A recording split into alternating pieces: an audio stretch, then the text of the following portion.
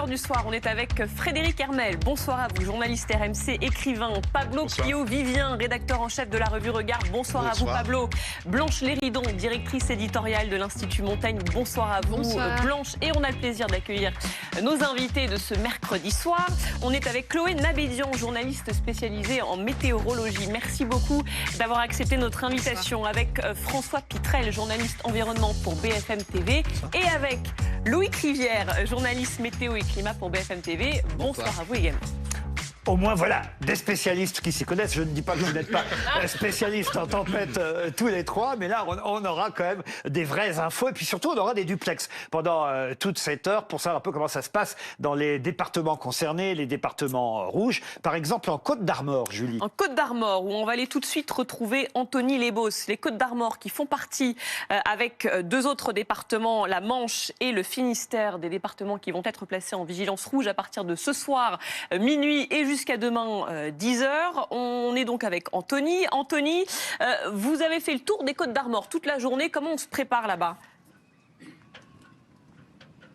Bonsoir Laurent, bonsoir Julie. Bon, d'abord, ce que je peux vous dire, c'est qu'il fait absolument pas le même temps ce midi que maintenant. Ce midi, il y avait un ciel dégagé, presque bleu, une légère pluie. Maintenant, il fait tout noir, nuit noire, avec une pluie qui est beaucoup plus violente. On en parlera aussi avec Rudy Coulon, qui est mon invité ce soir, qui est sauveteur en mer ici à Trébeurdin. Trébeurdin, qui est la troisième étape de notre journée ici dans les Côtes-d'Armor, avec Camille Martin qui m'accompagne. La première étape, c'était à Perros-Guirec, ville de 7000 habitants. Et vous connaissez sans doute ce fameux phare de Ploumanac, phare qui a été interdit d'accès par le maire Herven Léon à 18h. Aujourd'hui, il a été interdit d'accès tout simplement parce que les rochers qui entourent ce phare peuvent créer un risque avec des vagues, des submersions qui peuvent créer aussi un danger évidemment pour les visiteurs. Donc à 18h, fermeture de l'accès de ce phare. Il y a eu aussi d'autres arrêtés, notamment pour fermer un bois, le bois d'Amour il s'appelle, le bois d'Amour à Perros-Guirec, avec ce vent qui souffle toujours, on l'entend davantage aussi. Puis deuxième étape, c'était à Trégastel, à une quinzaine de minutes.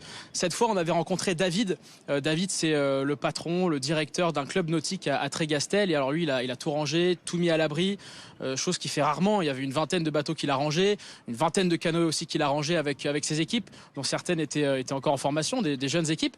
Il a doublé les amarres aussi pour éviter que tout ça s'envole, parce qu'il m'a dit si quelque chose s'envole, tout va s'envoler.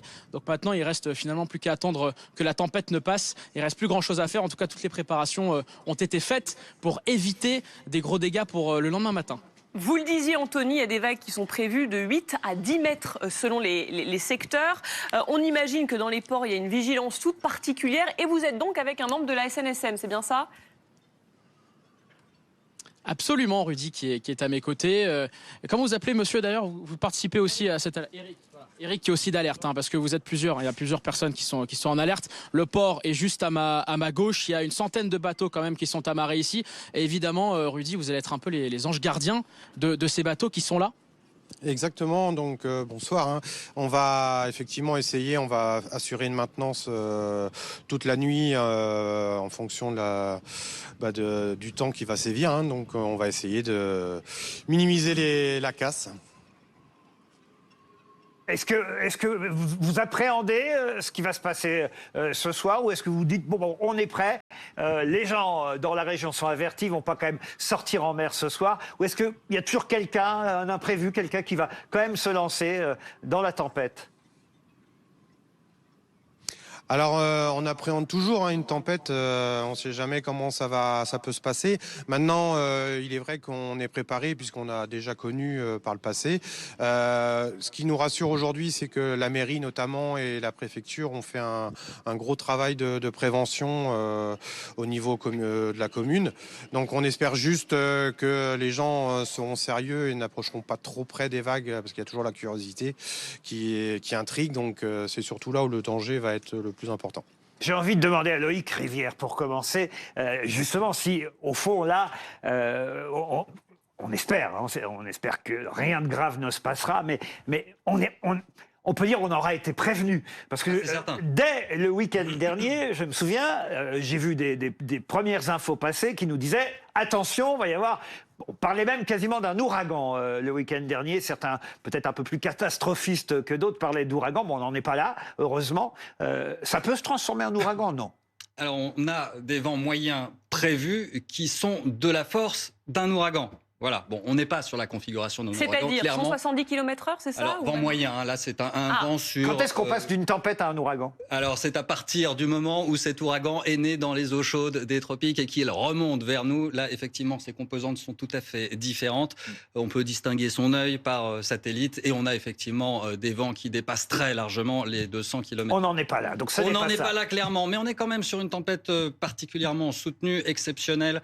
On en voit au maximum une par an en ce qui nous concerne, et là on a une configuration Mais comme je vous disais, on a été prévenu, tout le monde est prêt. Même le ministre de l'Intérieur a annulé un déplacement. Voilà, il est, j'imagine, en train de diriger tout ce qu'il faut pour que tout se passe bien. Ah bah c'est certain, là c'est maintenant que ça se joue. C'est paradoxal. Quand vous dites maintenant, moi je veux savoir à quelle heure. Ah, vous voulez savoir précisément oui. comment ça va se Oui, passer? parce que là, pour l'instant, ils ont l'air tranquilles encore là-bas. Hein. Ils sont dehors. Ça commence maintenant. Alors en fait, cette fameuse tempête Karan, là, elle est au sud de l'Irlande. Elle aborde le rail de Cornouailles, tout juste. On a des vents à 113 km/h du côté d'Ouessant. Ça reste très classique pour l'instant, mais ça va vite accélérer dans le courant de la soirée, avec des rafales à 170, 180 km/h près des côtes, notamment sur les départements en rouge, le Finistère, les Côtes d'Armor, le département de la Manche, et jusqu'à l'intérieur des terres. On aura de très fortes rafales jusqu'à l'intérieur de la Bretagne et de la Normandie dans un premier temps, 130 km/h possible. Et le bassin parisien est concerné, alors plutôt en fin de nuit. Pour demain, sur la première partie de la journée, on aura des rafales Ça a tempétueuses. soufflé à Paris aussi. À plus de 100 km/h, à Paris aussi. Paris et l'ouest de l'Île-de-France sont d'ailleurs en vigilance orange également en ce moment. Et demain, on va même surveiller des intempéries en On Méditerranée. reste à BFM cette nuit ou on peut sortir quand même? Vous restez à BFM, c'est certain, et vous resterez aussi demain avec nous. On va tout de suite aller retrouver l'une de nos envoyées spéciales, Céline Pitlet. Vous êtes à Cherbourg, dans la Manche. Vous avez remarqué qu'il y a une sorte de solidarité qui se met en place. Vous êtes avec un patron de snack qui reste ouvert cette nuit, c'est ça, pour accueillir les plaisanciers qui habituellement dorment sur leur bateau. C'est bien ça? Oui, c'est exactement ça. On est dans ce snack où on suit attentivement la situation sur BFM TV. Vous le voyez, effectivement, on est juste à côté du port. Ce port, il y a 1400 bateaux et il y a certains plaisanciers qui, effectivement, vivent à l'année sur ces bateaux, qui, cette nuit, ont décidé de passer la nuit sur leur bateau. Mais si ça secoue trop cette nuit, vous êtes prêt, Flo, à les accueillir? Oui, je suis prêt à les accueillir, comme j'ai toujours fait. Ce sont mes clients, c'est les résidents du port, ce sont mes voisins. Et voilà, c'était une démarche normale. Il y a une solidarité aujourd'hui maritime qu'il n'y a plus chez les terriens. On l'a encore au niveau de la mer. Et voilà, ils savent qu'ils peuvent venir à tout moment ici et ils seront les bienvenus. Avec la soupe à l'oignon et les jeux de société. Avec la soupe à l'oignon, les jeux de société, la musique, tout ce qu'ils veulent. Voilà, ils seront au chaud et à l'abri surtout. C'est votre Alors, je surnom, crois que Laurent Florent, et ou c'est Julie ont votre une question pour vous. diminutif? C'est mon diminutif, mon nom est Florent. Ah, très bien, parce que je vous dis, Flo, c'est de circonstance, alors, pour recueillir tous les plaisanciers. Ouais, bah oui. Et je crois que nos reporters l'ont fait exprès. Tout à l'heure, on avait un monsieur Coulon interrogé. Je me demande si les envoyés spéciaux de BFM TV ne me cherchent pas. Je voudrais quand même donner la parole tout de suite, et on reviendra vers vous peut-être plus tard, à Chloé Nabédian, parce que je l'ai croisée sur France 2 à une époque, mais vous continuez à vous intéresser à la météo. Il n'a pas dit trop de bêtises, le spécialiste de BFM non, Loïc TV. est excellent. Donc, Je vous remercie, Chloé. Merci beaucoup. oui, alors j'ai travaillé bien sûr sur la présentation météo, mais sur les questions climatiques aussi, beaucoup maintenant sur l'adaptation des territoires, sur les choses qui sont en train d'être mises en place pour se prémunir du danger. Et là, effectivement, avec la tempête qui est en cours actuellement, tout est mis en œuvre aujourd'hui pour que la population soit avertie. Quelle leçon a-t-on tiré alors justement, concrètement? Qu'est-ce qui a été fait depuis Xynthia, depuis 99? Oui, alors ce qui est simple, c'est que depuis Martin et Lothar en 99 et Xynthia en 2010, il y a eu des évolutions considérables, notamment au niveau de la prévision météo. C'est-à-dire que lorsqu'il y avait Martin et Lothar, on est passé complètement à côté à l'époque. On n'avait pas du tout le même système Ça, pour de le coup, on n'avait prévision. rien vu venir. On n'avait rien vu venir parce qu'il n'avait juste qu'un seul modèle qui arrivait dans la journée. Aujourd'hui, on a des supercalculateurs qui moulinent des dizaines de fois dans la journée. Il y a des probabilités qui tombent et très probablement que C'est une caméra qui fait du bruit. Il faut pas y prêter attention. C'est la tempête qui arrive en fait. C'est pas le vent. Chiara est parmi Apportez-nous nous. une burette, on va C'est remettre de Halloween, l'huile. on est bien. Et donc effectivement, avec les probabilités, très probablement qu'à l'époque, on aurait vu tomber Martin et Lothar. Aujourd'hui, c'est le cas. Les prévisions se sont considérablement améliorées. La vigilance météo a été créée après Martin et Lothar en 2001. Et pour le risque de vague submersion, c'est arrivé après Xynthia. Donc aujourd'hui, tous les services sont mis en place vraiment pour prévenir la population, mais aussi les collectivités qui, selon le niveau d'alerte, orange ou rouge, eh bien, met en place des dispositifs sur le terrain pour permettre à la population d'être prémunie du danger. François Pitrel, vous êtes journaliste environnement à BFM TV. C'est la première fois que je vous rencontre sur ce plateau. Bienvenue à vous aussi. Est-ce que vous auriez quelque chose à ajouter sur ce qui a été dit et au fond, est-ce que, quand il y a une tempête comme ça, finalement, vous ne dites pas, vous, les uns et les autres, je me souviens de mon camarade Alain Gillot-Pétré, qui a été pendant très longtemps un présentateur vedette de la météo. Lui était un passionné, il avait même créé un club des amis des ouragans. Et j'ai envie de dire, au fond, vous aimez peut-être ça, ces moments-là, oui ou non? Mais il y a une fascination. Voilà. Il y a une fascination pour ce genre d'événement. Et d'ailleurs, il y a beaucoup de gens qui... demain, en Bretagne, vont tenter d'aller voir les vagues et prendre un risque. Voilà pourquoi je dis qu'il y a toujours quelqu'un qui prend un risque. Parce qu'il y a des gens qui aiment être au bord de l'événement. Il peut y avoir aussi des passionnés de sport nautique. C'est une des craintes de la préfecture du Finistère, notamment des surfeurs, des gens qui aiment la planche à voile, qui pourraient tenter de sortir dans ce genre de conditions. Ce qui, évidemment, il faut leur dire non, dangereux. non et non. Ça met en plus en danger les sauveteurs qui pourraient être amenés à les secourir. Donc ça, c'est vraiment un aspect qui nous fascine et qui... on a envie de savoir un peu à quoi ça va ressembler. Et après, c'est vrai que c'est aussi parce que ça résonne sur notre métier qui est fait, en fait, de beaucoup de mauvaises nouvelles autour du dérèglement climatique. Et ça fait partie des conséquences du dérèglement climatique de réussir à s'adapter à ce genre de moments qui vont peut-être se répéter à l'avenir de plus en plus souvent. Alors ça, c'est un autre débat, effectivement, et Blanche Léridon va prendre la parole, mais par rapport, on le sait, au débat entre les climato-sceptiques et ceux qui, au contraire, pensent que vraiment il y a urgence pour notre planète. Là, on est dans quel cadre avec cette tempête? Cette tempête-là, elle aurait eu lieu de toute façon, ou est-ce qu'elle peut être plus grave à cause, justement, du dérèglement climatique? Alors les climatologues là-dessus sont assez clairs, c'est-à-dire que c'est pas le réchauffement climatique ou le dérèglement climatique, appelez-le comme vous voulez, qui va causer cette tempête. Voilà, ça, on est clair là-dessus. Par contre, le dérèglement climatique va aggraver les conséquences de cette tempête. C'est-à-dire que le niveau de l'eau augmente à cause de la fonte des glaciers. Donc les vagues de submersion, les défenses, les digues vont être plus facilement, plus souvent submergées. Les entrées maritimes vont être plus fréquentes. Et on a vécu Xynthia. Si la force des vagues annoncées est aussi forte que ce qui avait été prévu, 8 à 10 mètres, sur l'île de Sein, par exemple, ça peut avoir des conséquences assez dramatiques parce que c'est une île qui a, je crois, 4 ou 5 mètres d'altitude. Donc ils sont extrêmement inquiets sur cette île. Et le fait que le niveau des eaux monte au fil des années parce que le réchauffement climatique s'accélère, eh bien, ça va créer des conséquences plus fortes que avant, alors que peut-être il y a 100 ans, cette tempête, avec la même température et la même force de vent, n'aurait pas créé autant de dégâts. Donc ça a un impact sur la puissance, en fait, Alors, pas forcément l'événement. sur l'intensité, mais sur les conséquences. On parlait, par exemple, dans la journée, de ces arbres qui, aujourd'hui, sont toujours en feuilles, alors qu'on est au début novembre, alors que, normalement, ils devraient être largement déplumés, si je Donc, puis il y me a plus de permettre. prise au vent, en fait. Donc, plus de prise de vent. Plus de risque de chute de ces arbres. Donc, les conséquences, encore une fois, vont peut-être être plus importantes que ce qu'elles n'auraient été il y a quelques années. Alors, on va donner la parole évidemment à Pablo, à Frédéric et à Blanche. Mais d'abord, on a Olivier de Kersauzon qui nous entend et qu'on ne va pas faire trop patienter parce que d'abord, il est loin d'ici et puis ça coûte cher pour appeler la Polynésie. Bonsoir Olivier de Kersauzon. C'est bien d'être si près des sous de BFM. Oui, bonsoir. Tout va bien. Non, je voulais... Oui. Est-ce que, pardon, je pose la première question, Olivier, vous ne regrettez pas, dans ces temps comme ça, de ne pas être en Bretagne, chez vous, parce qu'on sait que vous êtes du côté de Brest, normalement, parce que les tempêtes, je me dis, mais ça doit vous manquer, là-bas, il y en a en Polynésie, elles sont pires, c'est des ouragans, vous allez me dire, justement. Mais, Oui, enfin, ça vous manque pas? est déclaré cyclone dès qu'il y a 68 nœuds de vent. Donc la convergence fait qu'il y a assez peu de cyclones en Polynésie, assez rarement. Alors que le très mauvais temps à Brest, il y en a au moins 2 ou 3 fois en novembre, 2 ou 3 fois en février, avec parfois des tempêtes et des crêtes très violentes comme ce qui est en train d'arriver. Oui. Et ça vous manque ou pas alors? Non, ça ne me manque pas. Je pense, vous savez, il y a une vieille formule que j'aime beaucoup qui dit que Dieu protège les marins qui sont à terre, ceux qui sont en mer qui se démerdent. Donc c'est cette vieille tradition que j'adore, signifie bien ce qu'on peut penser. Mais le problème, c'est que dans ma génération, quand on naviguait, au départ, les tempêtes, on ne savait pas. Aujourd'hui, on sait tout de la météo, on sait tout de ce qui va arriver, donc ce qui permet d'abord d'éviter, de se préparer et de se protéger. Et la tempête qui arrive sur la Bretagne, là, sur la France, elle est costaud, c'est qu'elle est vraiment musclée. Et je pense que elle peut créer en mer pas trop de difficultés parce que les navires vont s'éloigner du centre.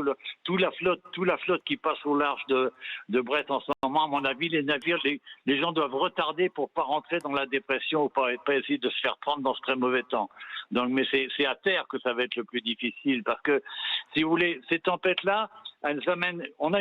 En 89, on a eu une tempête de genre. Cette tempête, il y avait une marée de 20 et la marée avait rapporté comme si c'était une marée de 120. Ça veut dire que le coefficient de marée est brutalement bouleversé et la mer monte beaucoup plus haut que prévu. Et actuellement, avec une marée de 80, on risque d'avoir une submersion très importante. Si vous voulez avoir une idée exacte de ce qui se passe sur la mer, vous prenez une assiette à sous, vous mettez de l'eau dans le fond et vous soufflez d'un côté. Vous verrez que l'eau va s'accumuler excessivement facilement de l'autre côté et c'est exactement ce que fait la tempête sur l'océan en accumulant le long des côtes des masses d'eau qui ne devraient pas y être et qui n'ont aucun moyen de reculer. Et c'est ça qui rend ce type de tempête excessivement dangereux. Et alors comment on se protège dans ces cas-là ?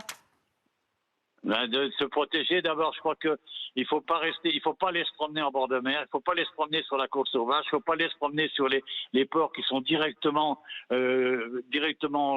en contact avec le vent de l'océan et qui sont pas protégés par des baies, des rades ou des choses de ce genre. Ça, c'est sûr.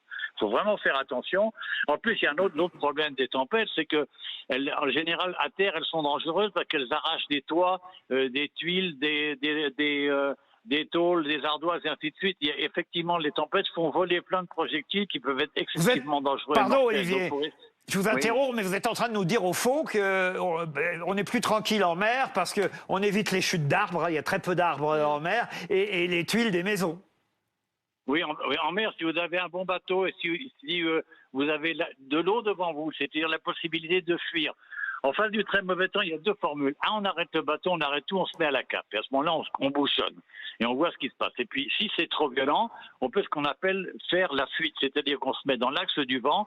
Et le vent sera d'autant moins fort que votre vitesse va être rapide dans le sens du vent. C'est-à-dire que si le vent est à 110 km/h, vous marchez à 20, vous n'aurez plus sur le bord que des vents à 90.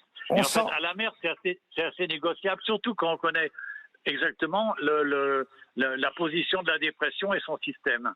On sent l'homme qui s'y connaît. Merci Olivier pour toutes ces précisions. Juste un mot, on a lu dans la presse aujourd'hui que la maire de Paris, Anne Hidalgo, était arrivée du côté de chez vous. Vous l'avez vu passer, Madame Hidalgo ? Je considère pas ça comme les éléments intéressants de la journée. Merci Olivier de Kersauzon. On se tourne vers Blanche Léridon qui lève le doigt depuis tout à l'heure. Et merci encore Olivier. Merci beaucoup Laurent. Moi je voulais revenir sur deux points et le premier en réaction à ce que vous avez dit sur l'ampleur des conséquences et des dégâts et rappeler qu'il y a quand même en France une singularité et un régime de couverture de ces risques et d'assurance qui est relativement unique au monde puisque, alors c'est un petit peu technique, mais à partir du moment où vous souscrivez une assurance multirisque habitation, vous êtes automatiquement couvert en cas de catastrophe naturelle. Donc ça excède d'ailleurs la seule question des tempêtes. Et vous dites qu'on est une exception. On est une exception. Seule l'Espagne, je crois, a un régime similaire au nôtre. Et ce qui fait qu'en France, vous avez 98% des ménages qui sont couverts en cas de catastrophe naturelle, alors qu'il y a des pays où c'est facultatif comme l'Italie, où moins de 5% de la population sont couverts, et des pays comme l'Allemagne où à peine 30% sont couverts. Donc si l'état de catastrophe naturelle est déclaré. Bien sûr, il faut évidemment que l'arrêté catastrophe naturelle soit publié, mais je crois qu'on peut se réjouir de ce dispositif-là, mais qui est un dispositif qui est du coup extraordinairement coûteux et dont le prix va être de plus en plus important à mesure que ces catastrophes à la fois se multiplient et aussi que leur ampleur, ce qu'on l'a bien dit, il n'y a pas de consensus scientifique aujourd'hui sur le lien entre dérèglement climatique et multiplication du nombre de tempêtes, mais bien sûr, il y a un lien évident entre l'ampleur de ces tempêtes et les dérèglements climatiques. Et donc, on va avoir, je sais que France Assurance avait chiffré à 10 milliards d'euros.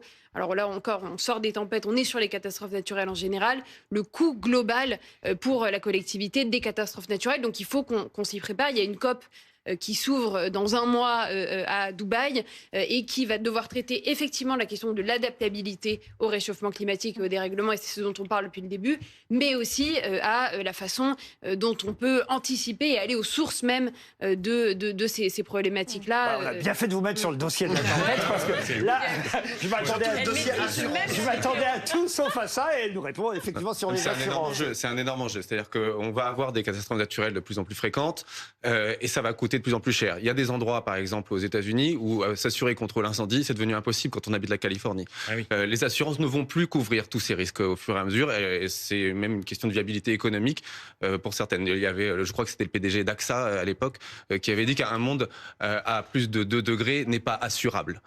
Donc en réalité, c'est un véritable risque collectif que nous faisons courir à nos bâtiments, nos enfants, nos familles dans les années à venir, si on ne prend pas en compte la question de l'adaptabilité au réchauffement climatique. Construire des villes, construire des maisons, faire en sorte qu'on soit adapté à ces réchauffements. Un nouveau duplex, pardon, on vous oui, interrompt. on va retourner quand même là où ça se passe, notamment dans le Finistère, à Douarnenez, retrouver Jeanne Daudet.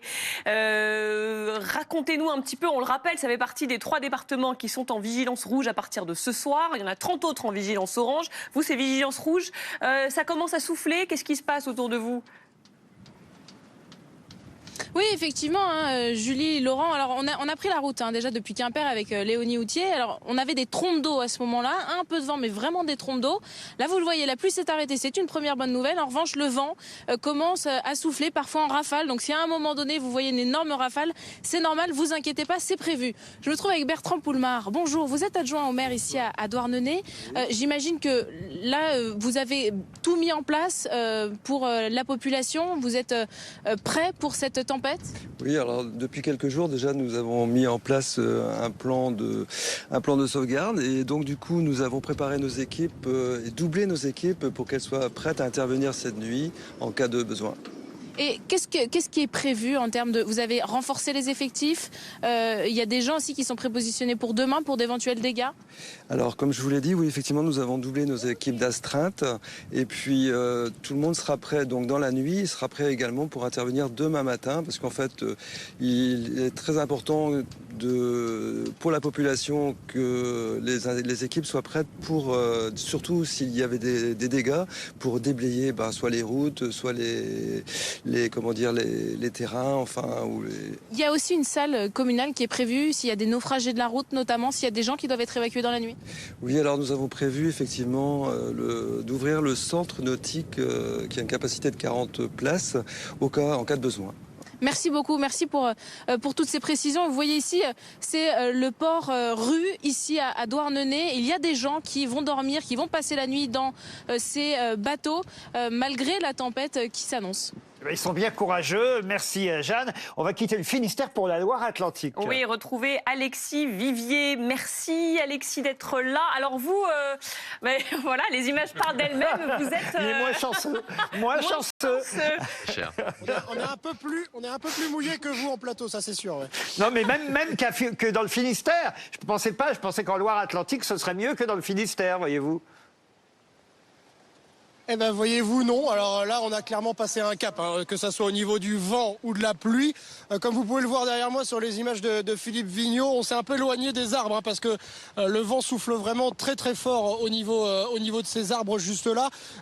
On a un port à sec juste à notre droite, et là, les bateaux commencent à vraiment tanguer. Nous, on est un petit peu à l'abri. On s'est mis en sécurité justement avec une grande digue juste à notre droite. Mais vraiment, on a passé un cap ici à Pornic, et les consignes de sécurité sont vraiment respectées. Mis à part quelques établissements qui jouent les prolongations, mais comme celui derrière là-bas qui s'est bien barricadé, signe encore que les consignes sont respectées. Vraiment, il n'y a personne ici sur les bords de mer, sur les quais du vieux port de Pornic. Et pour cause, il faut quand même rappeler que c'est la 2e fois en moins d'une semaine que la ville est confronté à une tempête. La semaine dernière, l'eau avec un gros coef a débordé du port. Tout le monde s'est retrouvé les pieds dans l'eau avec plusieurs dizaines de centimètres, des boutiques un petit peu inondées. Alors tout le monde a retenu la leçon, tout le monde s'est barricadé. On a mis des sacs de sable, on a mis des bâches. On se prépare vraiment ici à Pornic à vivre cette nuit de tempête tempête Ciarán qui va nous frapper définitivement et bien nous mouiller en tout cas. Là, on commence en tout cas effectivement à s'inquiéter parce que c'est vrai que l'eau fait peur. Il faut bien dire une chose, le feu fait peur, mais l'eau, moi, me fait encore plus peur parce qu'on a l'impression qu'on la maîtrise encore moins bien. Vous ne regrettez pas de ne pas être allé en bord de mer, Chloé Nabédian? Je pose à peu près la même question que j'ai posée à François Pitrel, parce qu'au fond, quand on est passionné par ça, on a envie d'être au plus près des éléments. Ça va souffler à Paris, mais forcément moins que sur la côte. Oui, mais après, il faut surtout que les correspondants sur place fassent très attention, justement, lorsque le coefficient de marée va devenir de plus en plus élevé. On va lui acheter une capuche déjà pour le prochain. Qui montre le bon exemple, du coup, comme quoi il ne faut pas aller justement sur les bords de mer pour voir ce qui se passe. C'est très important que les gens restent calfeutrés chez eux cette nuit, qui ferment bien leurs volets, qui rangent vraiment tous les outils dans le jardin, les chaises. Il faisait encore, il y a une dizaine de jours, très beau. Les gens profitent encore de leur jardin. Donc, il faut bien tout mettre en prévention donc dans les garages et chez soi. Et c'est vraiment important car les rafales sont assez destructrices. Et pour avoir testé des rafales de vent jusqu'à 130 km/h, j'étais vraiment totalement couchée au sol et le vent peut vraiment vous emporter. Donc, le risque est particulièrement important. Fred Hermel et Pablo n'ont encore rien dit. Alors, Fred. Oui, alors je parler un peu de l'aspect politique parce qu'il y a quand même un petit catastrophisme depuis quelques jours qui est très bien. Les gouvernants sont là pour prévoir la possibilité d'une catastrophe. Parce que si on ne prévoyait pas, alors on leur en voudrait. Vous n'avez pas commencé à râler. On sent quand même que depuis, sont passées quelques catastrophes, le Covid, les canicules, etc. On sent qu'aujourd'hui, les responsables politiques sont pétrifiés. Gérald Darmanin a annulé son déplacement à Mayotte, d'ailleurs.